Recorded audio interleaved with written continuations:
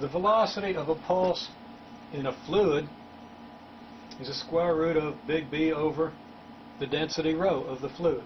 This is a lot like tension over mass per unit length. This is a mass density. Mass per unit length is a density per length. This is a density per unit volume, or mass per unit volume. And this is a bulk modulus. Now this bulk modulus is defined as follows. The bulk modulus of a fluid is what you multiply by the change in volume of a fluid when you exert a force on it.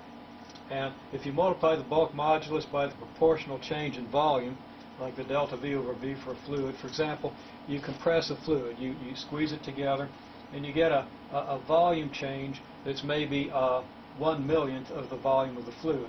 So you multiply that bulk modulus by 1/1,000,000th, and that's the pressure difference that you create on the fluid. So it tells you how the pressure difference relates to the proportional volume change of the fluid. That's your bulk modulus. And it can be thought of as pretty much analogous to the tension, which tells you how the force perpendicular to the string changes as you pull the string away from its equilibrium position. In a solid, the velocity is Young's modulus over the mass density.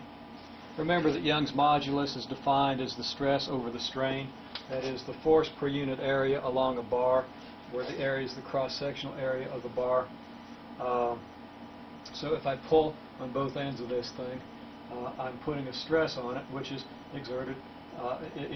It's the amount of force. Let's say I exert a 100 Newton force in this thing over an area 1 centimeter, square centimeter. Then I'm exerting a stress of 100 newtons per square centimeter. Now when I do that, I strain the object. It stretches out a little bit. You can't see it because it's solid. It doesn't stretch out all that much. But it does stretch out a little bit. And you get this strain, which is the change in length per unit of length, kind of analogous to the change of volume per unit of volume. It's the ratio of the length change to the length of the pen. If I exert the same force on a pen twice as long, it'll stretch out twice as much. With the same stress, you'll get twice the strain.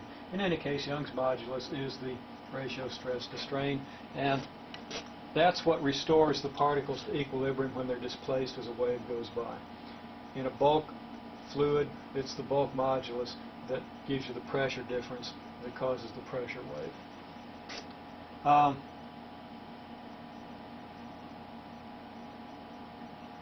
For a gas, we can actually talk about a bulk modulus, the adiabatic bulk modulus, which is again the ratio of the pressure change to the proportional volume change.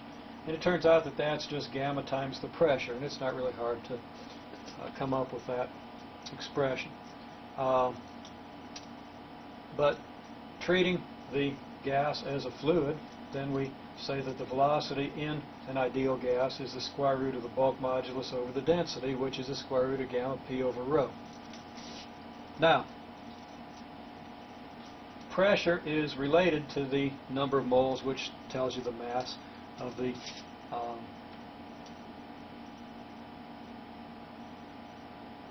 mass of the quantity of gas, and to the volume, which allows us to determine the mass density of the gas. If we substitute for pressure nRT over V and do just a little manipulation, we obtain this expression for the velocity of the gas, gamma RT over big M, molecular mass. Big M is the molecular mass of the gas. Okay. And this is how we get the velocity of sound in a gas. Notice that the velocity changes with temperature, but there's no pressure term, no density term, so that velocity of sound in a gas doesn't behave exactly the way you'd expect it to as you change pressure.